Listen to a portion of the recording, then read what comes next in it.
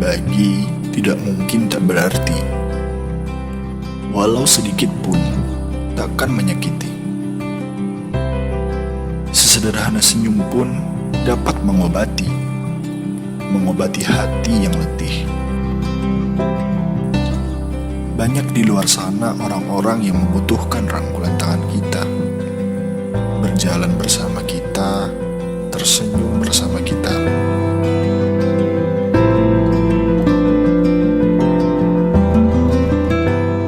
Kita doakan semoga sukses dan bisa lancar dari ilmu. Semoga Tuhan beri rezeki yang banyak. Saya doakan semuanya diberi kesehatan, panjang umur, selamat dunia akhirat. Mari kita sisihkan beberapa kenangan manis pada mereka yang juga masih saudara kita yang nantinya akan membawa kita naik ke surga.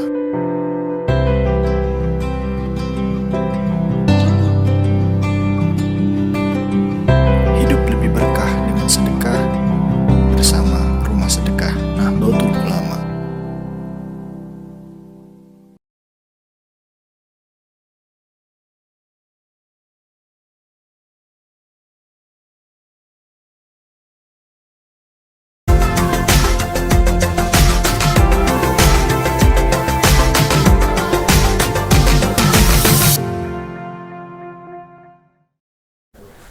Oke, assalamualaikum warahmatullahi wabarakatuh. Alhamdulillahirrahmanirrahim, bahagia sekali saya kembali ke studio. Lama banget tidak di depan kamera, diganti lagi sama teman karena banyak banget kesibukan. Tapi alhamdulillah sekarang benar-benar bisa menjumpai Anda sekalian tentunya di acara Ngopi Seni. Ngolah pikir santri entrepreneur Nahdien, tentunya di channel kesayangan Anda, channel YouTube Rumah Sedekah Nahdlatul Ulama. Dan tentunya kita akan membahas tentang perekonomian umat, dan waktunya sekarang pondok pesantren terjun langsung ke perekonomian umat Indonesia. Kali ini kita kedatangan narasumber dari pondok pesantren Bahrul Maghfirah lagi. Karena di awal bulan kemarin saya udah bilang bahwasanya bulan ini kita akan membahas tentang ekonomi yang ada di pondok pesantren Bahrul Maghfirah. Kemarin sudah mendatangkan tamu dari bidang ekonomi kopi, terus bidang marketing dan halal HCBM, Halal Center Bahrul Maghfirah. Dan kali ini kita mendatangkan dari usaha ikan koi yang digeluti oleh tanggung jawabnya yaitu Mas Rizky. Assalamualaikum Mas. Sambung dong. Biar anak gaul gitu. Mas Rizky, selamat datang di studio yang kecil ini dan tentunya kita akan mengembangkan ya. Oke, gimana kabarnya Mas? Alhamdulillah sehat. Alhamdulillah sehat. Kelihatannya seger nih karena habis sudah jalannya. Sebenarnya emang di Malang ini ya hari-hari ini minggu-minggu ini itu lagi hujan terus. Aduh, pokoknya itu cuacanya ekstrim dan baru minggu kemarin ada bencana di Malang Selatan. Dan semoga nggak terjadi yang benar-benar membuat korban jiwa banyak lah. Gimana sekarang Mas Rizky asli emang Malang? Asli Malang, Kabupaten Malang. Tepatnya di Kecamatan Gondang Legi. Gondang Legi, Mas Munir berarti. Mas Munir, kru kita ada yang dari Gondang Legi juga, cuma nggak netep di sini nih. Lagi megang bisnis usahanya Rumah Sedekah, tapi di bidang bakso sama mie. Oh, bakso. Asli dari Gondang Legi. Kuliner. Sekarang lagi kegiatan selain di bidang perikanan itu, Mas? Kuliah. Oh, masih kuliah Mas? Kuliah. Oh, masih kuliah nih. Sama kuliah. Nih anak muda nih benar-benar harus produktif nih. Yang belakang kamera juga harus produktif, bocah turut. Oke. Kuliah semester berapa? Masih semester 3. Tuh, ya Allah, semester 3 udah megang tanggung jawab 3. Di perikanan. Emang benar-benar megang koinya itu? Iya, di budidaya ikan lele sama koi. Oh, ikan lele juga? Iya. Bukan hanya koi gitu? Nggak hanya koi, ya sama ikan lele juga di pondok. Nah, di universitasnya, di fakultas apa? Aku tebak biasanya orang yang datang ke sini orang wirausaha, tapi lulusannya sekolahnya itu bukan dari usaha atau memanajemen usaha, tetapi dari misalnya apa gitu. Tapi masih sendiri Dari FPIK, apa itu? Fakultas Perikanan dan Ilmu Oh, Kelautan di masuk, berarti Brawijaya. masuk, masih lurus. Berarti udah ini kuliah udah kayaknya udah. Oh iya, tinggal prakteknya nanti di luar sambil gitu ya. praktek. Iya. Belajar sambil Nyambung soalnya nyambung. Iya, nyambung. Oke. Jadi masih semester 3. Masih semester 3 ini. Baru offline. Emang maksudnya berarti alumni BM? Ya, alumni BM mulai SMP udah di BM, mulai Oh. kelas 1 SMP sampai sekarang semester 3 di BM. SMA-nya juga di BM. Saya di BM. Di Baru Sekarang masih stay di BM juga. stay di BM. Saya kalau misalnya sekarang semester 3 masuk Orang lebih Baharul Maghfirah berarti 8 tahun. 2014 ya. 2015. 2015. Oh, oke. 2015. 2015 saya udah iya, nanti tahu dong umur saya berapa. Iya. jangan. Oke, 2015 berarti wah, udah termasuk senior lah kalau misalnya udah masuk pondok mulai SMP itu udah senior. Kalau di pondok udah lama sih. Oke, ini terjun di bidang kue ini apa emang menggeluti hobi? Apa emang awalnya itu biasanya terpaksa nih kalau di pondok? Awalnya itu awal pandemi. Awal pandemi. Awal pandemi itu 2020 bulan Juli itu kalau nggak salah disuruh membantu.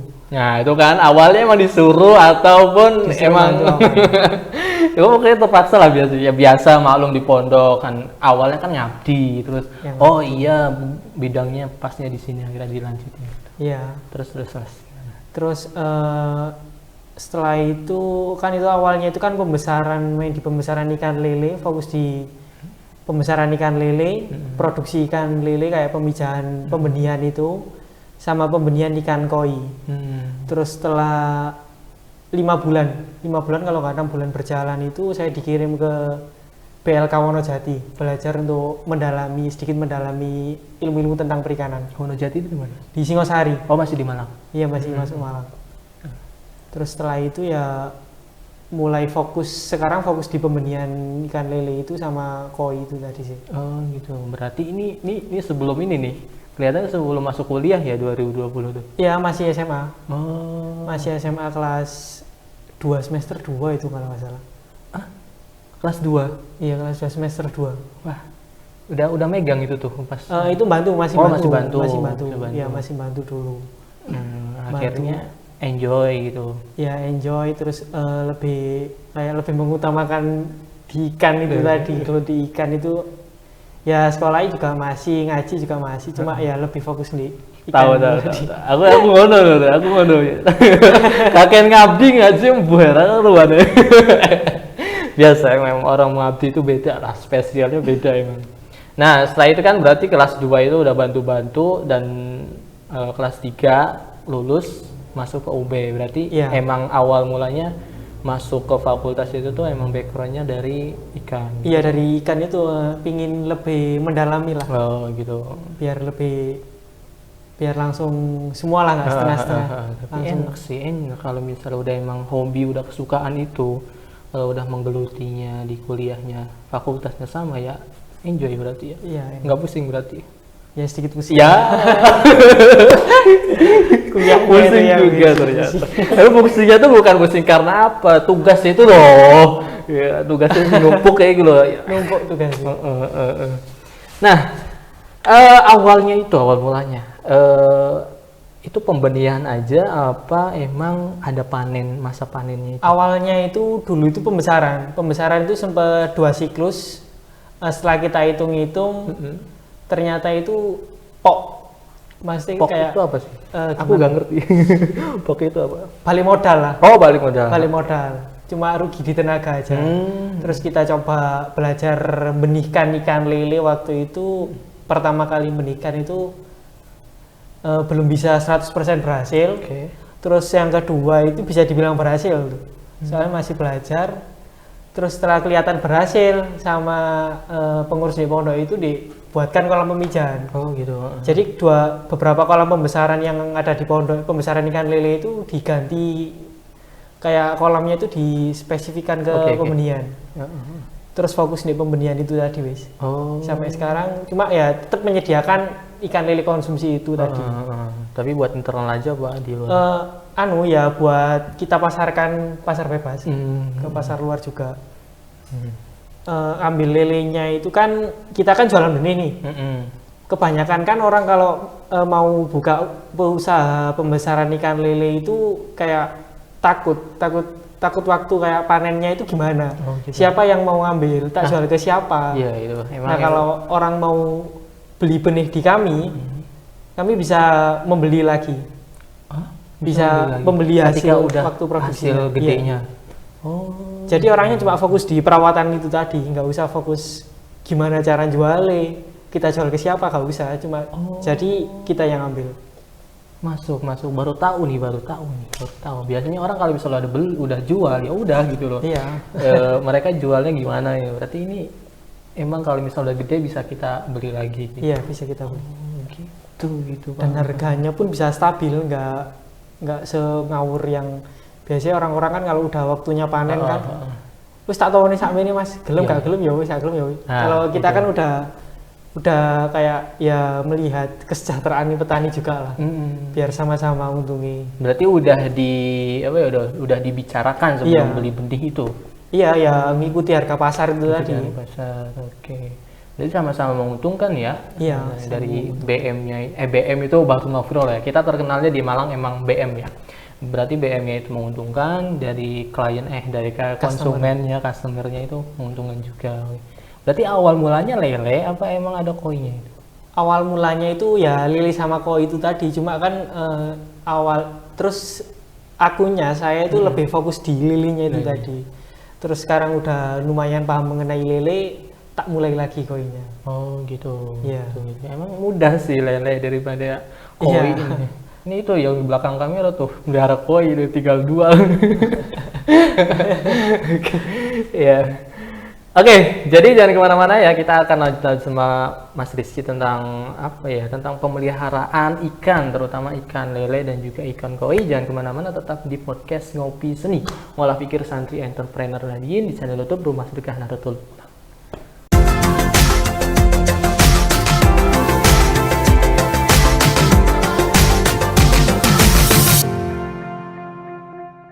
Hai Sobat Barokah, tahukah kamu Kartu OPOP Jatim Berdaya? Kartu OPOP Jatim Berdaya adalah kartu ATM co-branding Bank Jatim Syariah bagi koperasi pondok pesantren anggota OPOP Jawa Timur. Kartu ini sebagai identitas dan akses bagi pelaku wirausaha berbasis pesantren untuk meningkatkan nilai ekonomi dan pemberdayaan produk pondok pesantren. Yuk segera gabung bersama OPOP Jawa Timur dan buka rekening di Bank Jatim Syariah. Pesantren berdaya, masyarakat sejahtera.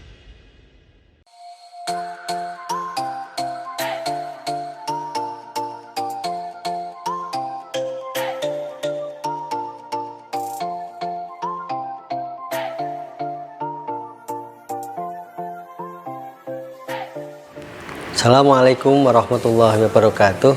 Monggo para santri, para kiai, para aktivis, para pengabdi minum madu berkah songo-songo yang diproduksi oleh Pesantren Tahfidz Mambaul Ulum dan Rumah Sedekah Nahdlatul Ulama bersama dengan mitra.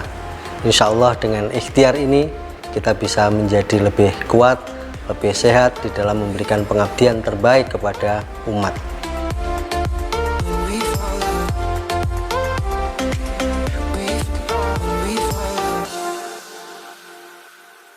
Hai Sobat Barokah, Bank Jatim Syariah bersama OPOP Jawa Timur dan OPOP Training Center Unusa Surabaya menghadirkan Kartu Santri OPOP Jatim Berdaya. Kartu Santri OPOP Jatim Berdaya adalah kartu identitas bagi santri pondok pesantren di seluruh Jawa Timur. Kartu ini bisa digunakan sebagai sarana pembayaran, absensi santri, dan berbagai transaksi lainnya di pondok pesantren. Yuk miliki Kartu Santri OPOP Jatim Berdaya. Transaksi semakin mudah dan barokah di Bank Jatim Syariah.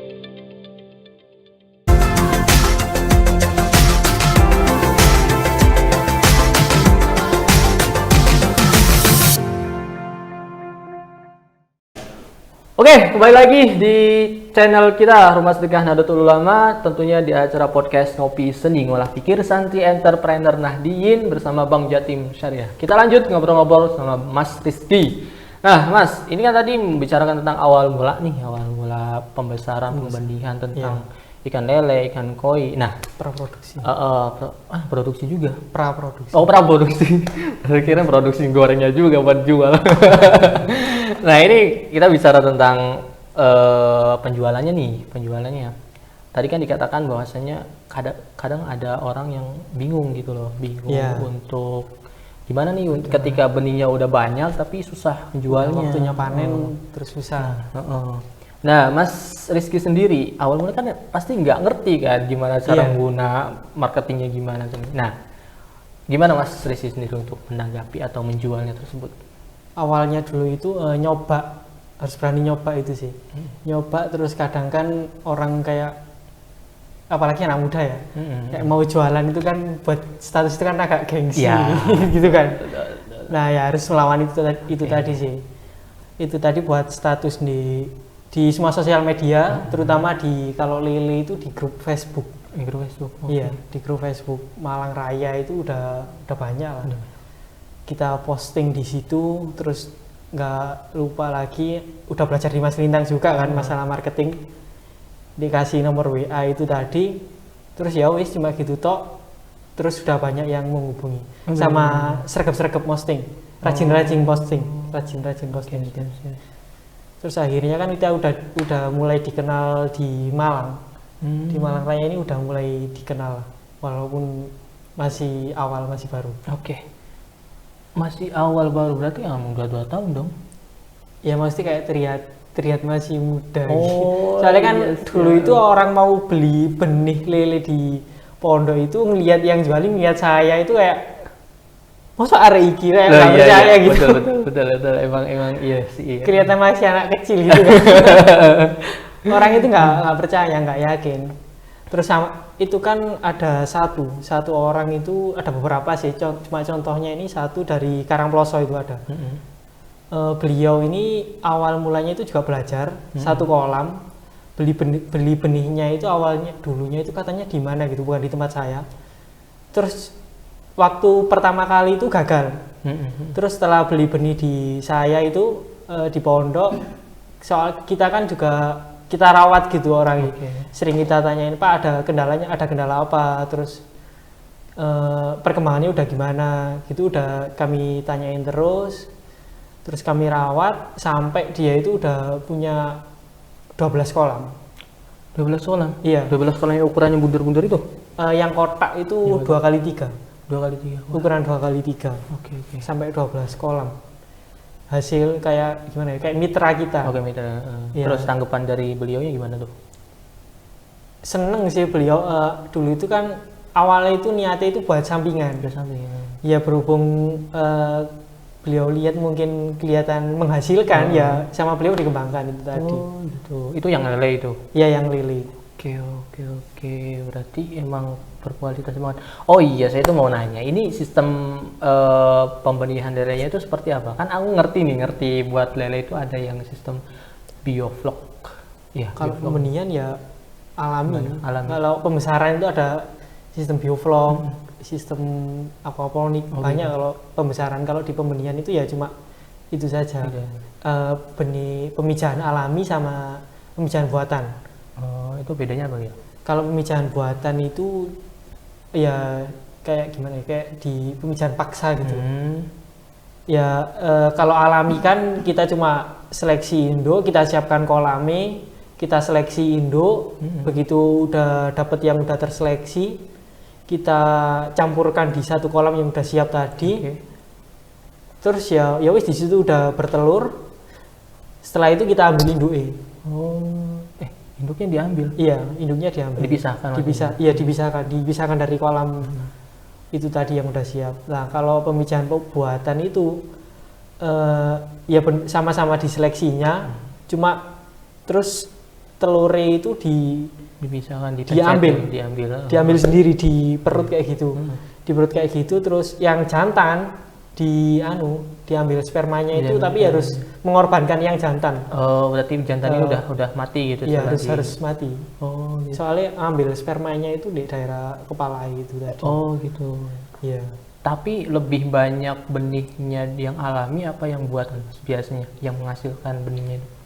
Yang menghasilkan benih lebih di buatan itu tadi Di sih. buatan. Soalnya kan di situ kan udah pasti terbuai semua. Oh. Telurnya itu kan sama spermanya itu udah diadu-adu terus baru disebarkan, itu kan udah pasti terbuai. Oh. Kalau alami kan belum tentu. Belum tentu. Ada beberapa lah mungkin yang tidak terbuai. Oh, gitu.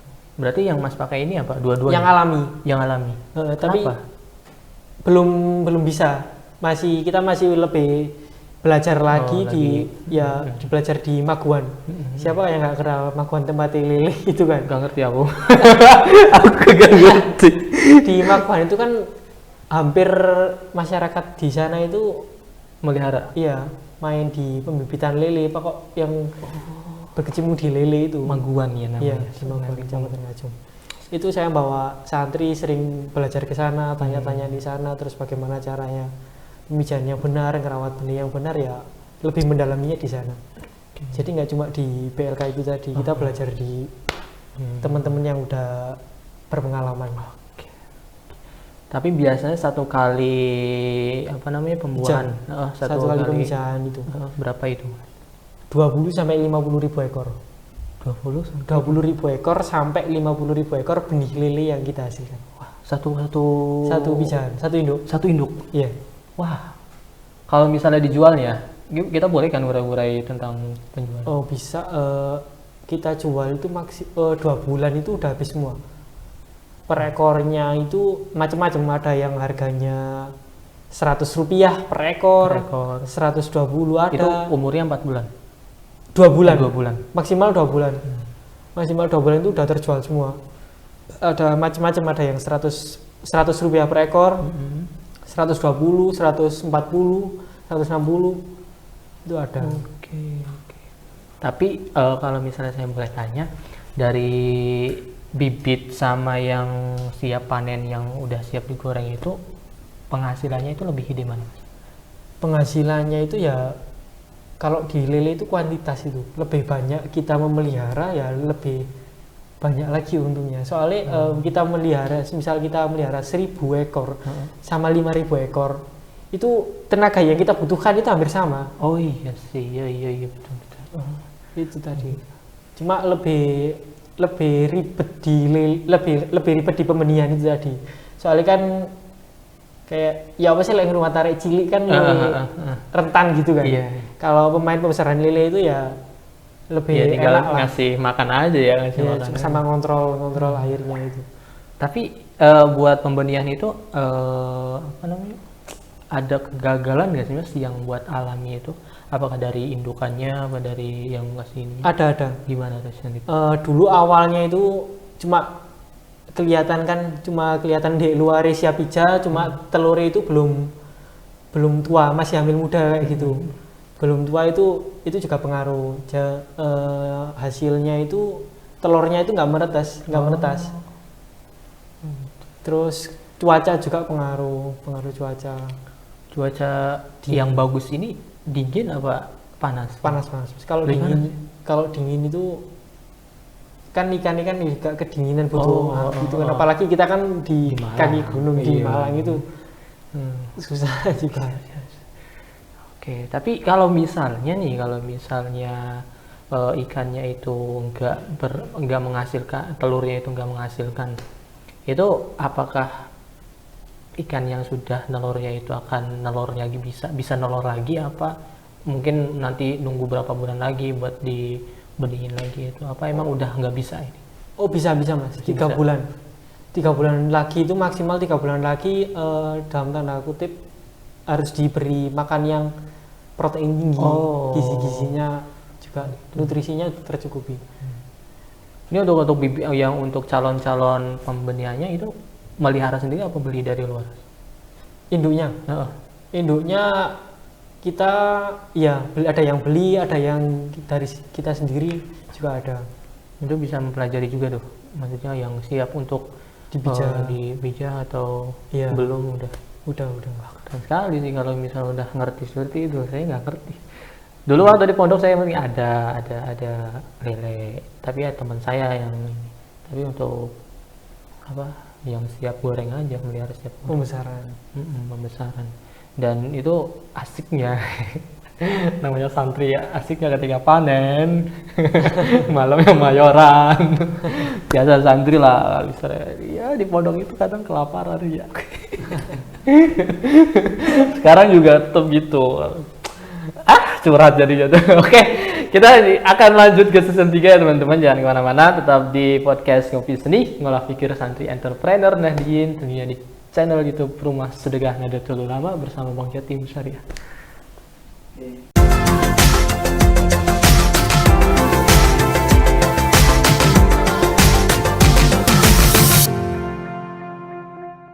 Hai Sobat Barokah, tahukah kamu kartu OPOP Jatim Berdaya? Kartu OPOP Jatim Berdaya adalah kartu ATM co-branding Bank Jatim Syariah bagi koperasi pondok pesantren anggota OPOP Jawa Timur. Kartu ini sebagai identitas dan akses bagi pelaku wirausaha berbasis pesantren untuk meningkatkan nilai ekonomi dan pemberdayaan produk pondok pesantren. Yuk segera gabung bersama OPOP Jawa Timur dan buka rekening di Bank Jatim Syariah. Pesantren berdaya, masyarakat sejahtera.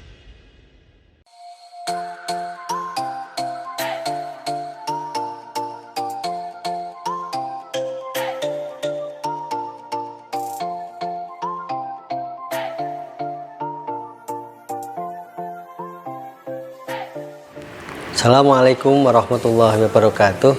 Monggo para santri, para kiai, para aktivis, para pengabdi minum madu berkah songo-songo yang diproduksi oleh Pesantren Tahfidz Mambaul Ulum dan Rumah Sedekah Nahdlatul Ulama bersama dengan mitra. Insya Allah dengan ikhtiar ini kita bisa menjadi lebih kuat, lebih sehat di dalam memberikan pengabdian terbaik kepada umat.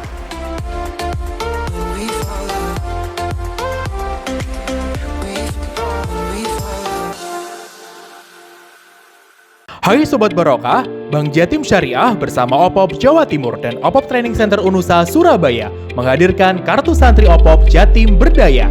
Kartu Santri OPOP Jatim Berdaya adalah kartu identitas bagi santri pondok pesantren di seluruh Jawa Timur. Kartu ini bisa digunakan sebagai sarana pembayaran, absensi santri, dan berbagai transaksi lainnya di pondok pesantren. Yuk miliki Kartu Santri OPOP Jatim Berdaya. Transaksi semakin mudah dan barokah di Bank Jatim Syariah.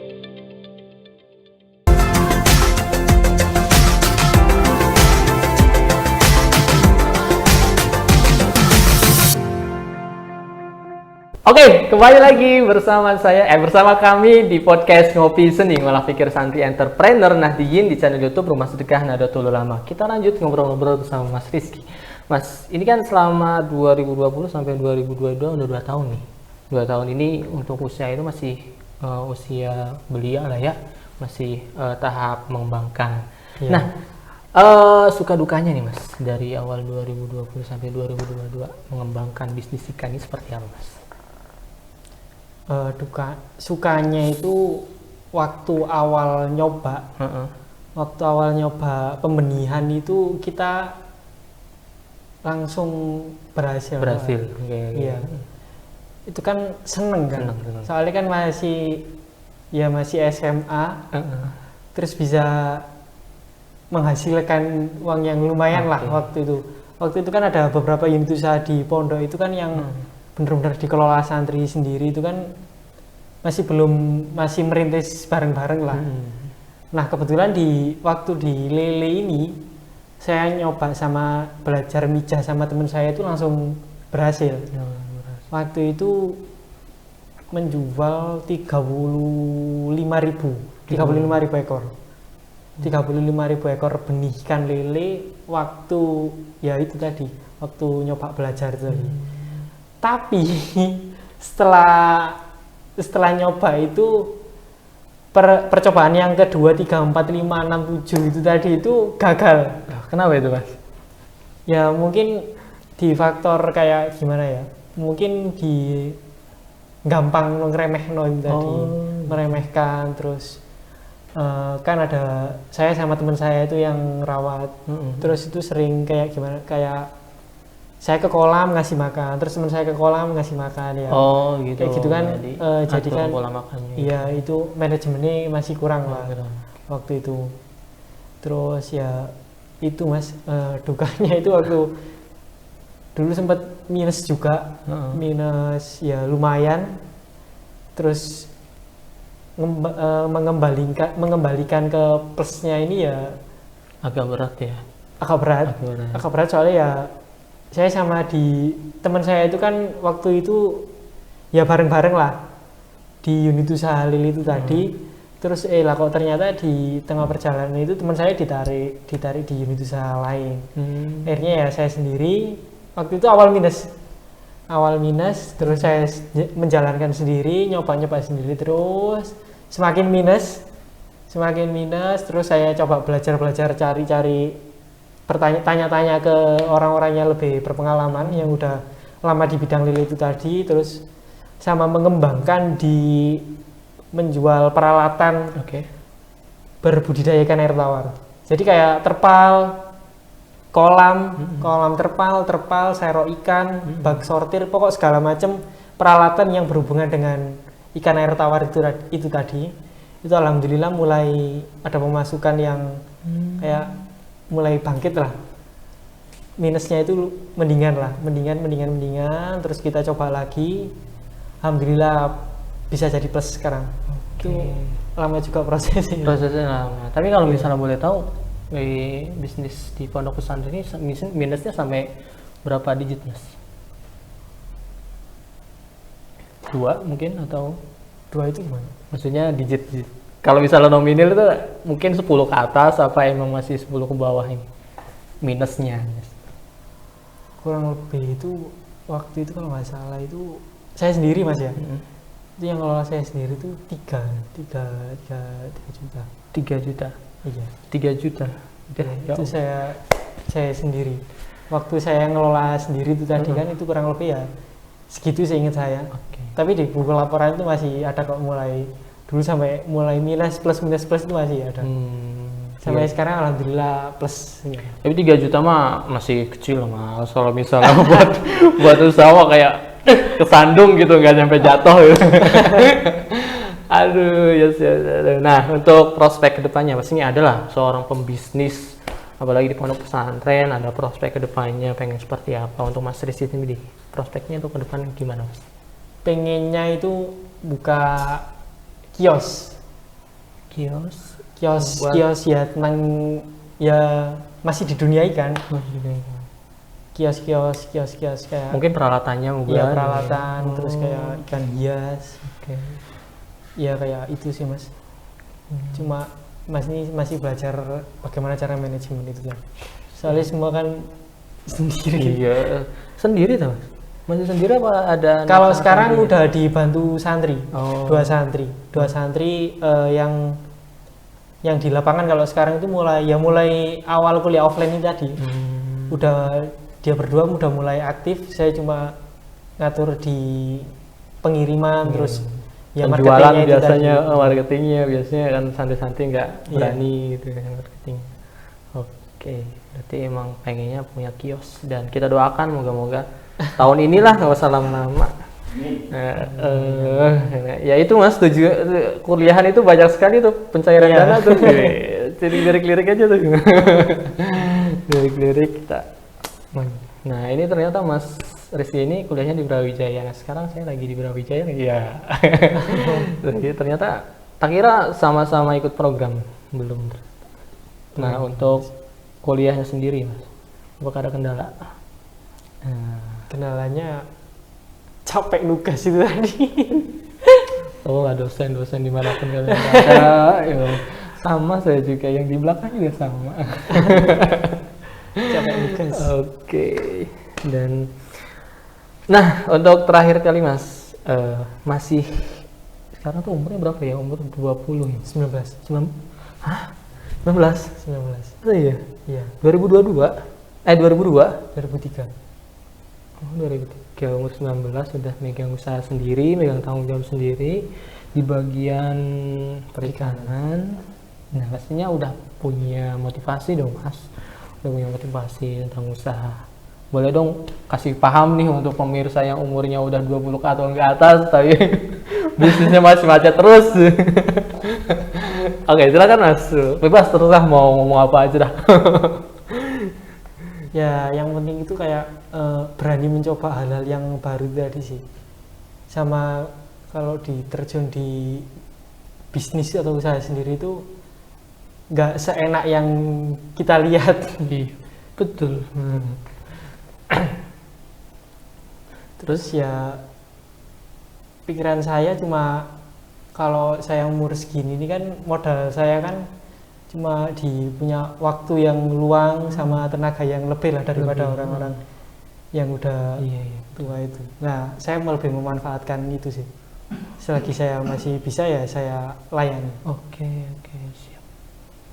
Ya, pemirsa, semoga bisnisnya dari Mas Rizky terutama di Pondok Pesantren Bahrul Maghfirah terus berkembang. Artinya kita bisa saling mensejahterakan perekonomian yang ada di Indonesia ini, terutama di bagian pondok pesantren, karena pondok pesantren ini benar-benar mempunyai kualitas yang sangat luar biasa untuk mengembangkan ekonomi yang ada di Indonesia ini. Cuma kadangkala ya banyak sekali teman-teman yang kurang mengetahui bagaimana cara untuk memulai bisnis. Nah, berbagai macam tamu yang kita undang di sini itu motivasinya ada yang sama, yaitu udah mulai aja dulu, mulai untuk berbisnis. Bagaimana untuk gagal? Gagal itu pasti ada di bisnis itu. Bahkan 99% orang yang terjun di usaha itu pasti merasakan kegagalan. Gak ada yang merasakan kegagalan. Orang yang punya duit pun, orang usaha yang udah punya duit memulai bisnis awal, kalau misalnya gagal pasti ada. Nah, itu caranya untuk pertama memulai bisnis adalah jalan dulu. Oke, mungkin cukup sekian Mas Rizky. Terima kasih banyak udah mampir. Hujan-hujanan loh Mas Rizky ini kesini. Terima kasih, semoga dibalas kebaikannya sama Allah Subhanahu Wa Taala. Dan nanti kapan-kapan kita mungkin bisa belajar aja nih Mas. Karena kita kan punya program Sawitri, Sambang Wirausaha Santri. Kita akan berkunjung mengulik tentang bisnis-bisnis dari yang pernah kita undang. Giliran kita ke sana nih. Bisa. Sekali lagi terima kasih Mas Rizky atas kebaikannya bisa berbagi ilmu kepada para pemirsa semuanya. Dan untuk para pemirsa, terima kasih dan jangan lupa terus tonton podcast kami Ngopi Seni, Ngolah Pikir Santai Terpelajar Dingin, tentunya di malam Rabu, malam Kamis. Di situ banyak sekali ilmu, dan buat kalian yang mungkin buntu untuk menjalankan bisnis, di situ scroll deh di YouTube, banyak sekali poin-poin penting untuk belajar bisnis karena kita mendatangkan bidang tamu atau narasumber yang sangat luar biasa. Sekali lagi terima kasih untuk para pemirsa yang udah mensupport kami. Mohon maaf dari kami apabila ada kata-kata yang kurang berkenan. Allahumma muwaffiq ila aqwamit thoriq. Assalamualaikum warahmatullahi wabarakatuh.